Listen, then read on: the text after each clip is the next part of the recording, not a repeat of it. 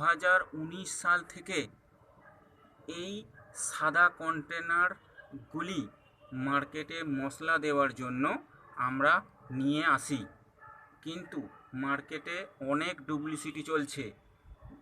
যখন জিনিস নেবেন কোয়ালিটি বাছাই করে নেবেন।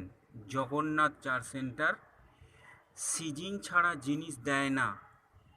যেসব শিকারি দাদা ভাইরা ব্যবহার করেন তারা জানেন নতুনদের চার মশলা চিনতে অসুবিধা হচ্ছে, তাই তারা বুঝতে পারছে না।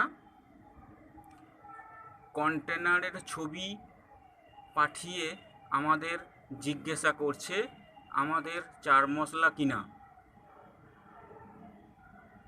এটা অনেক দিন ধরে চলছে, তাই এই পোস্টটা করতে বাধ্য হলাম।